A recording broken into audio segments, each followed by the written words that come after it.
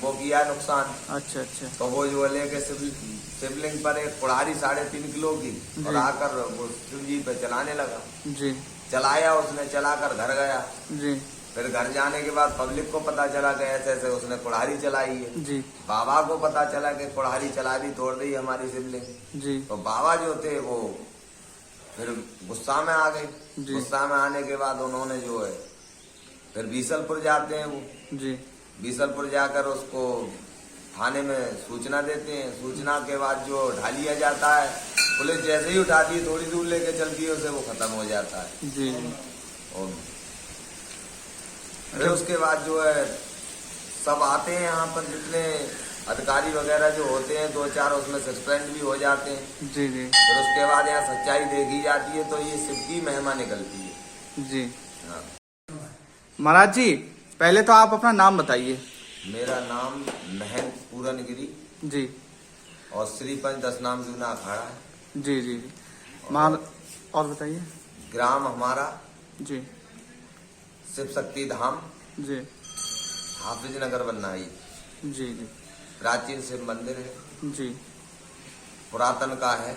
जी कभी किसी जमाने में राजा हुआ करते थे, जी तो जो राजा यहाँ का था इस क्षेत्र का, जी उस राजा को पता चला कि ऐसे ऐसे वहाँ पर एक नदी की झाड़ थी। यहाँ पे पहले पानी चलता था इधर। जी जी ये जब अंग्रेजों ने नहर बनाई तो यहाँ पानी रुक गया, जी। आना रुक गया जी। नहर की वजह से। फिर ये जो है यहाँ दिखा शिवलिंग जी। पुराने बुजुर्गों को, तो उन्होंने देखा कि यहाँ शिवलिंग है। राजा को पता चला, राजा आया, राजा ने मंदिर बनवाया और ये जो संपत्ति है, जमीन है यहाँ थोड़ी, वो राजा ने लगवाई थी। ये बाग है और भी है। जी पुजारी रहे, सेवा करे, आराम से भविष्य चले, ये स्थान चले। जी जी तो ये जो प्राचीन काल का शिव मंदिर है, जी यहाँ पर स्वयंभू है। ये जी स्थापना करी हुई नहीं है, जी जी। अपने आप मतलब अपने प्रकट हुआ। आप उपस्थित हुए, नीचे से ही निकले हैं ये। जी जी जी हाँ, पातालेश्वरी शिवलिंग है ये। जी जी। ये महाराज जी, उस कहानी के बारे में बताइए जो बालक ने कुल्हाड़ी चलाई थी शिवलिंग पे। यहाँ पर बच्चा जो था ना समझ था, उसे कोई ज्ञान नहीं था। जी उसका जो है पीपरमेंट होता है, शिवाली जी जी जिसको कहते हैं, वो किया था उसने। वो उसका खराब हो गया था। जी खराब होने के उपरांत उसने जो है बुद्धि खराब हो गई। वो सोचने लगा मेरा शिव नहीं, वो किया नुकसान। अच्छा अच्छा। तो वो जो लेके शिवलिंग पर एक कुल्हाड़ी 3.5 किलो की और जी। आकर वो शिव जी पे चलाने लगा। जी चलाया उसने, चलाकर घर गया। जी फिर घर जाने के बाद पब्लिक को पता चला कि ऐसे ऐसे उसने कुल्हाड़ी चलाई है। जी बाबा को पता चला कि कुल्हाड़ी चला दी, तोड़ दी हमारी शिवलिंग। जी तो बाबा जो थे वो फिर गुस्सा में आ गए। जी। गुस्सा में आने के बाद उन्होंने जो है फिर बीसलपुर जाते हैं वो। जी बीसलपुर जाकर उसको थाने में सूचना देते हैं। सूचना के बाद जो ढा लिया जाता है, पुलिस जैसे ही उठाती है थोड़ी दूर लेके चलती है उसे, वो खत्म हो जाता है। जी और फिर उसके बाद जो है सब आते हैं यहाँ पर, जितने अधिकारी वगैरह जो होते हैं 2-4 उसमें सस्पेंड भी हो जाते हैं। जी जी फिर उसके बाद यहाँ सच्चाई देखी जाती है तो ये शिव की महिमा निकलती है। जी। हाँ। अच्छा महाराज जी, ये आश्रम जो है कितने वर्ष पुराना है और आप यहाँ पे कब से सेवा कर रहे हैं? ये तो बहुत प्राचीन काल का है। अगर पुरातत्व विभाग इसकी जानकारी करे तो ये जो था आश्रम बहुत ऊंचा था। जी 1 मंजिल ऊंचा था गांव से। जी गांव से आज ये नीचा हो चुका है। जी इतनी जमीन पृथ्वी ऊंची होती है। जी। जब से आश्रम बना या देखा लोगों ने, जी तब से ये चौतरा था यहाँ पर मंदिर का, जी वो बहुत ऊंचा था। जी जी सही है। शिवलिंग भी जो थी ये ठहरा था यहाँ। जी आज मंदिर में जो है 3 फीट नीचे शिवलिंग है। जी इतना ही ऊंचाई तो यहाँ हो गई इसकी। और गांव से 1 मंजिल ऊंचा ये चौतरा था। जी इतना नीचा अब गांव से मिलान में हो गया, इसमें भी मिट्टी पड़ी है। इतना नीचा तो हो गया स्थान, इतना समय, इतना प्राचीन काल का है। जी। अच्छा, नीचा जो हो गया है इसका कोई कारण है या प्राकृतिक ऐसा आपदा होता के है, कारण? पृथ्वी जो है जी वो जो है वनस्पति जब उस पर होती है तो हर बार जी। पृथ्वी जो ऊंची होती है। जी जी जो 1 साल में एक जो पृथ्वी जो ऊंची हो जाती है। जी ऐसे ही महाभारत का युद्ध जब हुआ था, जी वो जगह जो आज 30 फीट नीचे है, जी जहाँ कुरुक्षेत्र कहते हैं जिसको, वो 30 फीट नीचे है, जहाँ द्रौपदी ने बाल धोए थे अपने, जी वो एक कुआं है, जी जिसे कहते हैं घर के कुआं बन जाता, जी जी तो कुआं बन गया वो, जी इतनी ऊंची पृथ्वी होगी। जी। अच्छा महाराज जी, आप यहाँ पे जब से सेवा कर रहे हैं तो आप बच्चा रूप में आए थे यहाँ पे हाँ। या युवा अवस्था में?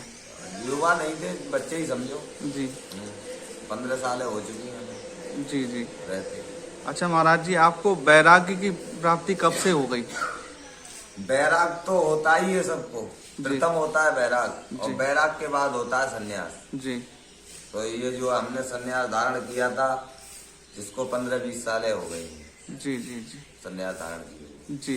ये आपको अंदर से ही आया या आपके गुरु के द्वारा आपने संन्यास लिया? हर इंसान के अंदर से ही ज्योति जगती है, ये नहीं कोई कर्म करता है किसी के बताए आधार पे। जो बताए आधार पर करते हैं वो जो है मंजिल नहीं पाते हैं। जी। जिसके पास से ही ज्योति जगती है, जिसके दिल से ज्योति जगती है, वो ही मंजिल पा सकता है। जी और ये किसी के बताए आधार से, फिर गुरु तो बनाना अनिवार्य होता है। गुरु प्रथम होता है, गुरु माता पिता होते हैं, फिर दूसरा गुरु जो है जो ज्ञान देता है, जो मंत्र देता है, दीक्षा देता है, वो होता है। महाराज जी, आपके गुरु का क्या नाम है? मेरे गुरु का नाम महंत रविगिरी महाराज जी। जूनाखाड़ा। महाराज जी, उनका आश्रम? आश्रम बदायूं में बिलसी तहसील पड़ती है, हनुमानगढ़ी मोहल्ला नंबर 1। जी। अच्छा महाराज जी, ये जब आपने संन्यास लिया था, ये आपका शुरू से ही मतलब ये भगवान के कार्यों में आपका मन लगता था, या आपको गुरु जी ने कुछ ऐसी शिक्षा दी जिससे आपका इस लाइन में आपका मतलब मन लगने शुरू हो गया? ऐसा है, ये ईश्वर की कृपा होती है। जी तो जब हनुमान जी जाते हैं लंका में और विभीषण को पता चलता है, और जब देखते हैं तो फिर देखने के बाद फिर कहते हैं विभीषण के यहाँ पर सब राक्षसों की नगरी है जी टोटल, और ये कौन भक्त है जो राम का नाम ले रहा है। जी तो वो पहुंचते हैं उसके पास, जब मिलते हैं तो कहते हैं मैं राम भक्त हूँ भाई, मैं भी राम भक्त जी। हूँ। और वो विभीषण भी राम का नाम ले रहा था, नहीं तुम भी राम भक्त हो, फिर आप कैसे रहते हो? तो उन्होंने कहा था कि अब मोह भाव भरोसो हनुमंता, जी बिन हरि कृपा मिले नहीं सकता। जी बिन हरि के कृपा के बिन, अगर हरि की कृपा ना हो तो संत के भी दर्शन नहीं होते हैं। जी। उन्हीं की कृपा हुई ईश्वर की, जो हमें संतों से मिलाया, और संतों से मिलने के बाद हम यहाँ मंजिल तक पहुँच पाए। जी। अच्छा प्रभु, ऐसा कैसे होता है जब हम किसी जंगल में खोजते खोजते संत साधु लोगों को, तो हम किसी ऐसे दिव्य साधु से मिल जाते हैं कि हमें क्या पहले से ही मतलब संत लोग हमें आकर्षित कर लेते हैं कि हमें इस जगह आना है, या संत लोग ही बुलाते हैं हमें? ये कृपा होती है। वो कहा है, जब तलक विषयों से दिल दूर हो जाता नहीं।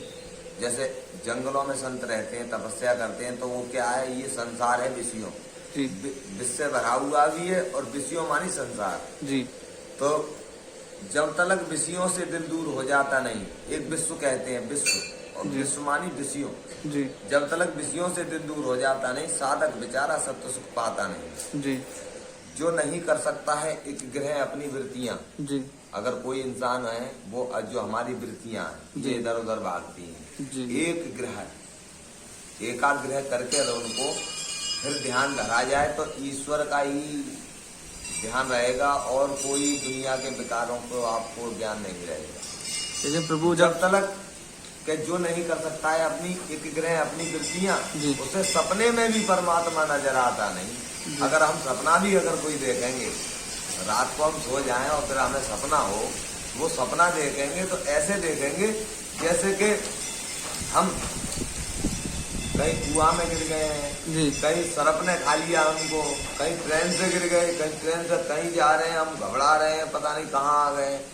और हमें जब ईश्वर की कृपा होगी तो ऐसा सपना होगा, किसी संत के पास गए, कहीं पर हमने अच्छे ईश्वर के दरबार में पहुंचे, जहां पर हमें स्वयं ईश्वर परमात्मा के दर्शन हुए हैं और वो हमसे कह रहे हैं भक्त कहाँ जा रहे हो। तो जब आपको ऐसे सपने होंगे, जब एकाग्र वृत्तियां होंगी और ईश्वर पे ध्यान होगा। जी और जो वहां ध्यान नहीं रखता उसे ऐसे ही वैसे सपने होते हैं कि मारा गया, सांप ने डस लिया, कि ये हो गया वो हो गया।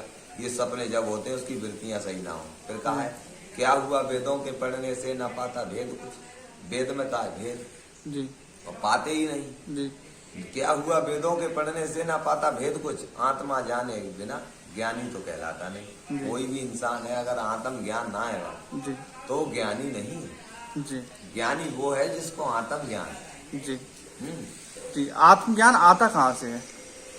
आत्म ज्ञान जो है दृष्टि, को दृष्टि वही है परमात्मा के पास। जी। इस आत्म ज्ञान की जी जब तक आत्म ज्ञान नहीं होगा, जी जब तक उनकी कृपा ना हो। जी जी प्रभु, ये जंगलों में रहते हैं, साधु संत लोग हैं, आप लोग भी जंगलों में रहते हैं, तो यहाँ पे भोजन प्रसादी की व्यवस्था कैसे क्या होती है?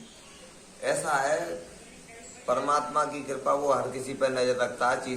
चींटी से लेके हाथी तक को खाना मिलता है। जी एक चींटी है जो कि बहुत छोटा जीव है, अंश मात्र का जीव है, जी और एक जीव हाथी है जी जो कि कितना खाएगा। जी वो भी देखो जंगलों में ही रहता है, उसका कोई घर नहीं होता। जी कितने ऐसे पशु हैं जिनके कोई घर नहीं होते, कुछ नहीं होते, वो परम सन्यासी होते हैं। जी उनको कहा जाता है परम सन्यासी। जब जीव इंसान को छोड़कर और कोई जीव बनता है तो वो परम सन्यासी होता है। जी और हम सन्यासी बने हैं, हमें सब ज्ञान है जी कि ये यहाँ से ये कार्य होगा, ऐसे ये चलेगा। मगर पशु जो है वे झोली का फकीर होता है, जी उस पर झोली नहीं होती है। जी। इसी प्रकार से संत देख देख के वो कार्य करते हैं, आगे बढ़ते चले जाते हैं। कितने जीव रह रहे हैं और हम अकेले कौन सी मर जाएंगे। खाली पत्ते खा लो तो बच जाएगा इंसान, नहीं मर पाएगा क्योंकि उसे पौष्टिक आहार मिलता रहे। जी जी।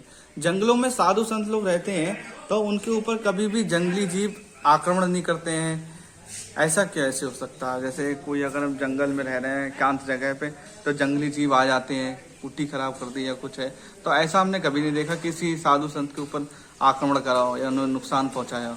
ऐसा है संत जो वो भी जीव जो होते हैं वो ईश्वर के जी सब अनुन्यायी होते हैं। जीव भी जी ईश्वर के अनुन्यायी ऐसे होते हैं।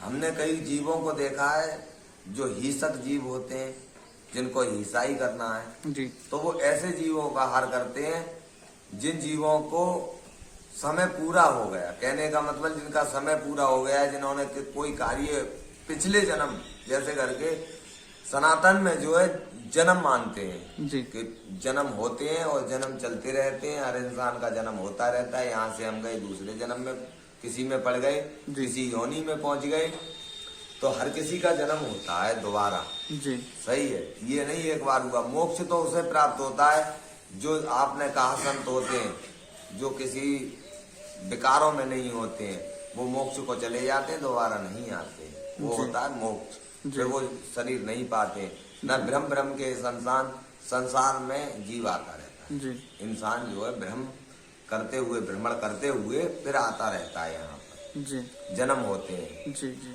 बाइबल में नहीं मानते दूसरा जन्म होता है इंसान का, जी मगर सनातन धर्म में मानते दूसरा जन्म होता है। तो ये जन्मों के अनुसार जो कर्तव्य करें, जो मैं करूंगा यहाँ कर्तव्य जो करनी करूंगा उसका फल मुझे मिलेगा। जी अब मैं जीव जैसे वो जो शेर बना है, हिंसक पशु का शेर, सही है, जो शेर बना है और दूसरा जो उसने हिरण का शिकार किया, जी तो वो पहले हिरण जो था वो शेर था, उसने शिकार किया था उसका, फिर वो शेर बन के आया है। जी अब वो अपना बदला लेगा, जी वो है कहानी। और जो वो भी जानते हैं ईश्वर के भक्त कौन है और कैसे आए हैं, ये क्या करेंगे, इनकी अगर हम सुरक्षा करेंगे तो हमें फल प्राप्त होगा। जी जी प्रभु, जो साधु संत लोग हैं और नागा बाबा जी हैं, ये कई कई साल वर्ष तक जीवित रहते हैं, तो इनकी इतनी उम्र का राज क्या है? बैठत 12 चलत 18, सोबत सो जाते हैं तो 36 है, और जब काम जगता है तो 64 है। आयु समाप्त होती है जब काम रूपी शत्रु हमारे ऊपर सवार हो जाता है, तो आयु समाप्त होने लगती है। जी सोते रहते हैं, आयु समाप्त होने निकलती है। संत जागते हैं और वो आसन लगा के बैठे रहते हैं। 12 होती है, 12 श्वासें आएंगी उतने ही समय में, और उतने ही समय में अगर हम चल रहे होंगे, जी। बैठत 12 चलत 18 हो जाएंगी, चल जी। निकलेंगे तो 18 श्वासें बन जाएंगी हमारी, चल निकलेंगे 18 हो जाएंगी उतने ही समय में। फिर हम जब सो जाएंगे तो उतने ही समय में हमारी 36 श्वासें हो जाएंगी। फिर हम जब काम रूपी शत्रु हमारे पास जगेगा तो हमारी 36 हो जाएगी। जी समझे नहीं, आप थोड़ा सही से समझाएं इस बात का।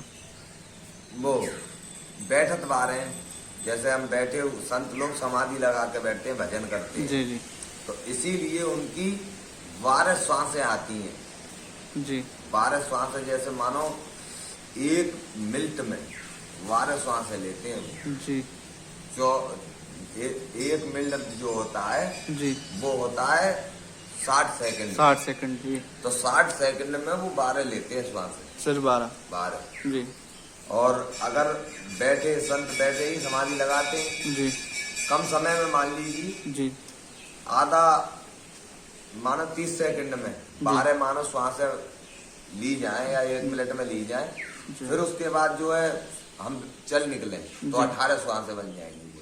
18 बार श्वासें लेंगे हम। जी जी जो 12 चल रही थी बैठे पर, जी, फिर जी। वो 18 हो जाएंगी चलते पे। जी जी और फिर हम जब सो जाएंगे जी तो वो 36 हो जाएंगी जी सोने पर।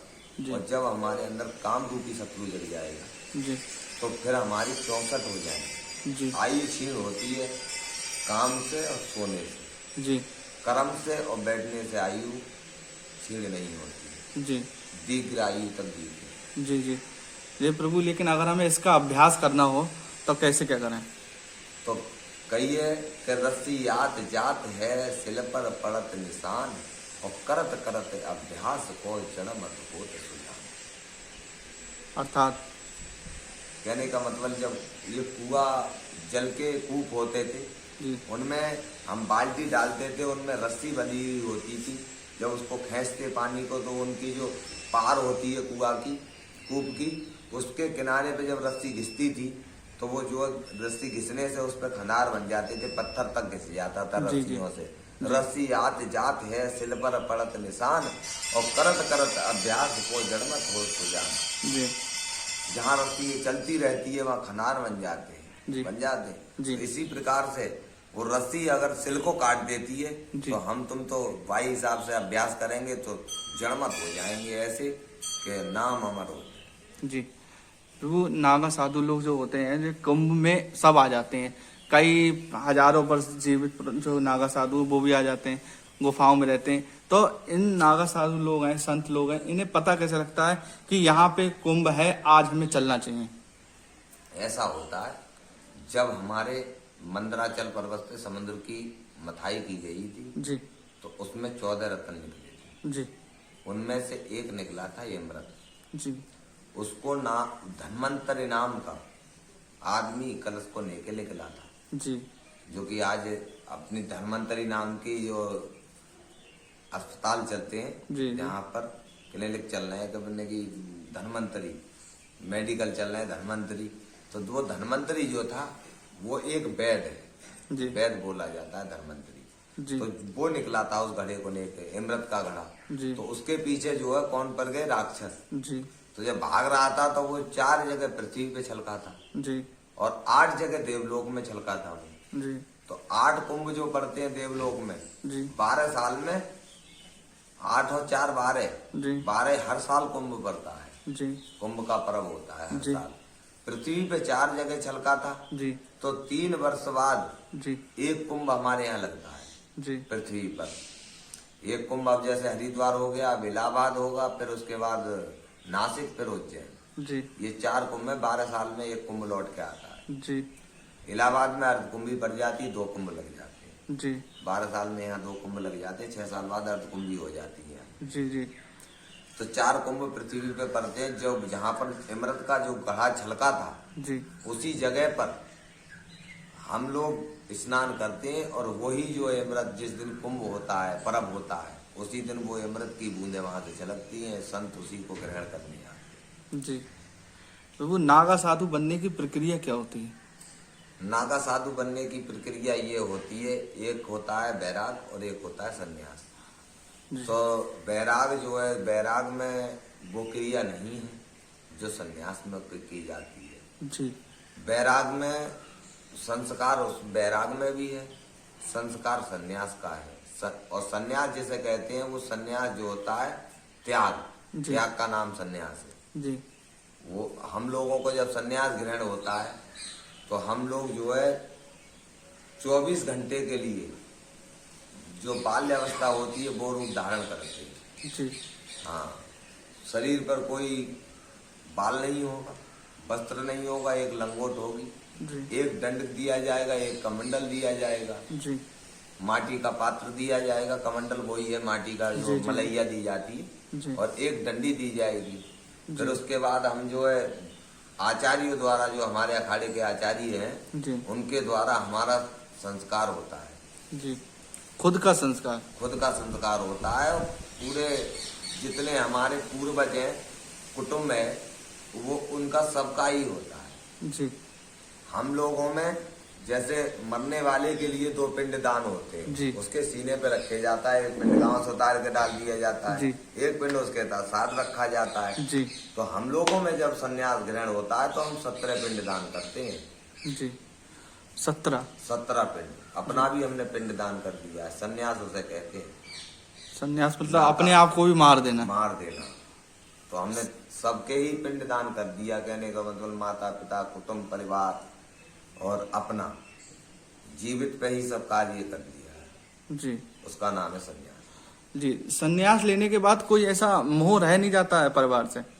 हाँ, संन्यास लेने के बाद वो नाता और ये मोह जो होता है वो समाप्त हो जाता है। लेकिन घर वाले जब आते हैं तो क्या पता शायद जग जाए मोह। नहीं, हम वो ऐसा होता ही नहीं है।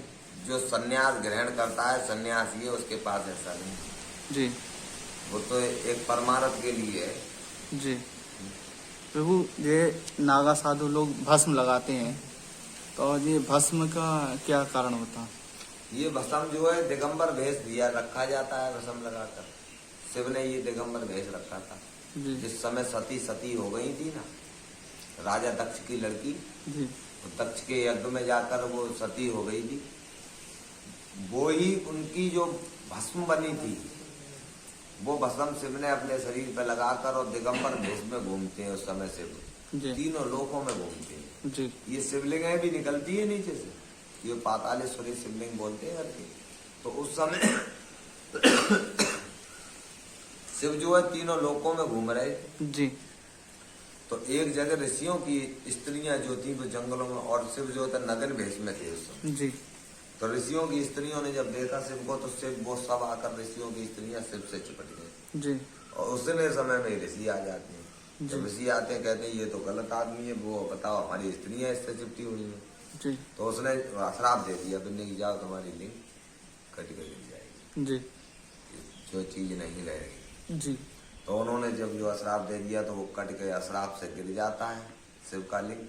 फिर जी। जो 3 लोग जलने लगते हैं, जी त्राय 3 लोगों में होने लगता है। जी वो जो 3 लोग जब जलने लगते हैं, त्राय होने लगता है, तो वो फिर आते हैं, एक ऋषि पहुंचते हैं ब्रह्मा के पास, जी। सृष्टि के रचयिता। नहीं, ये क्या 3 लोग जलने लगे? नहीं, कैसे क्या हुआ? कहते हमने शिव को अश्राप दे दिया, उनकी लिंग कट के गिरी पृथ्वी पे। जी तो ब्रह्मा विष्णु मैं ये दोनों मिलके, और ऋषि सब देव इंद्र वगैरह सब मिलकर फिर आते हैं शिव के ही पास।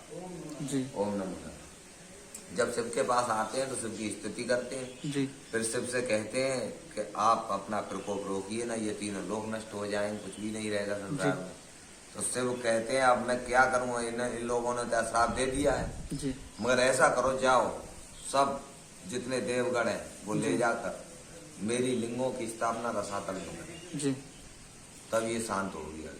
ये शिव ने ही दृष्टांत बताया था। जी तो करोड़ों शिवलिंगों की स्थापना रसातल में करी हुई है, वही शिवलिंग निकलती है। जी प्रभु, ये जितने भी सन्यासी लोग हैं या नागा साधु सनातन धर्म से जो जुड़े हुए हैं, तो ये सभी लोग हिमालय के लिए ही तपस्या के लिए क्यों जाते हैं? और भी जगह हैं? और ऐसा है, हिमालय जो है एक ऐसी जगह है, यहाँ जीव का आना जाना बहुत दुर्लभ है। और जगह सब जगह पर जीव है, हिंसक जीव हैं, हर प्रकार के जीव हैं। वो ऐसी समतल जगह जो होती हैं, पहाड़ होते हैं समतल, जहाँ ज़्यादा ना ठंड है न ज़्यादा अग्नि है, जल के भी प्रबंध है वहाँ पर। जी। तो ऐसी जगह पर जीव ज्यादा रहते हैं। जी और जहाँ बिल्कुल शून्य है, जी ना जीव है जी न कुछ है, तो ऐसी जगह पे ही संत तपस्या करते हैं। जी ईश्वर की प्राप्ति के लिए शून्य जगह ही चाहिए। जी शून्य जब होगा आदमी हर प्रकार से, तब ईश्वर याद आता है। जी और जब शून्य इधर से उधर से कानों में इधर उधर की आवाजें आ रही हैं, तो भजन होना कठिन है। जी जी मन एकाग्र नहीं। जी जी जी प्रभु, ध्यान की भी कोई एक सीमा है कि हमें कैसे पता लगे कि हमें परमात्मा की प्राप्ति हो चुकी है?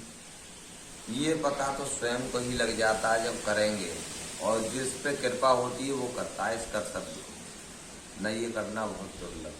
अच्छा लगता ही नहीं। अच्छा अपराध लगता है हर इंसान को। जी अपराध में ज्यादा रुचि होती है और ये कार्यों में कम रुचि होती है। धर्म के द्वारा चलना या सिखाए हुए, जो हमारे धर्म की बताए हुए ये महापुरुष आदर्श लोग हैं, जी जितने हम जिनको पूजते हैं, सतयुग के सन्यासी थे ब्रह्मा विष्णु महेश। सतयुग में 3 सन्यासी थे, जी उनका नाम था ब्रह्मा विष्णु महेश। जी फिर त्रेतायुग, जी त्रेतायुग में थे पाराशर। जी फिर द्वापर में थे सुखदेव और व्यास। जी कलयुग में आदि जगत गुरु शंकराचार्य महाराज का जन्म हुआ था, तभी सनातन धर्म को दोबारा से स्थापित किया। जी नहीं नष्ट हो गया था, जिसमें हमारे सनातन धर्म को नष्ट किया था। पहले ईसा जी धर्म जन्मा, जी सही है, ईसाई धर्म। फिर उसके बाद मुस्लिम धर्म, जी सही है। तो जैन धर्म था, जी जैन धर्म के लोगों ने हमारे धर्म को जो है दबा दिया था, और अपने उन्होंने मंदिर उनका निर्माण किया था, और हमारे धर्म को जो है नीचे लिया। तब आदि जगत गुरु शंकराचार्य महाराज का कलयुग में जन्म हुआ था। तब उन्होंने हमारे सनातन धर्म की स्थापना करी थी। भारत में 4 मठ बनाए थे, जी चारों दिशा में 4 मठ बनाए थे, 4 शिष्य बनाए थे जगत गुरु शंकराचार्य महाराज ने, और जैन छत्र को तोड़कर तब सनातन धर्म की स्थापना करी थी। महाराज जी, चारों युगों के सन्यासी जो 4 मठ बनाए हैं उनके नाम बता दीजिएगा। एक जो उत्तर में जाओगे उसका जी। नाम है जोशी मठ, जी दक्षिण में है श्रृंगेरी मठ, जी पूर्व में शारदा मठ, जी पश्चिम में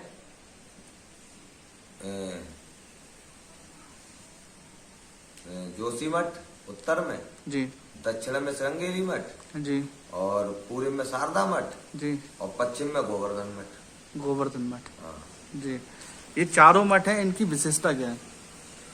ये विशेषता ये उन्होंने इनकी स्थापना की थी 4 मठों जी।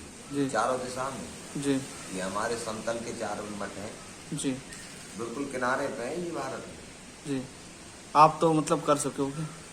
अब सभी कर चुके हैं, हम उनके आनंद में आई हैं, क्या करें। अच्छा। कहाँ क्या किया जाए। प्रभु, आपने अभी तक कहाँ कहाँ भ्रमण कर चुके हैं आप? भ्रमण अब गिनती कुछ नहीं है ऐसी। फिर भी पहाड़ों का आप कोई ऐसा अनुभव बताएं जहाँ आप सिद्ध योगी जी से मिले हों, आपके बीच की कोई ऐसी हाँ, संत कहानी हुई हो। हाँ, सिद्ध योगी जी ऐसे योगी जी हैं हमारे, जिनको बताना भी कठिन है। जी। मिलते ही नहीं, जी मिलते ही नहीं। जी वो इंसानों के दर्शन नहीं करते हैं। जी स्वयं वो है, वो तो समझ लो गायब है, जी। मिलेंगे जी। नहीं। अभी भी हमारे द्वापर युग के जी चिरंजीव 3-4 ऐसे चिरंजीव हैं जी जो मिलते नहीं।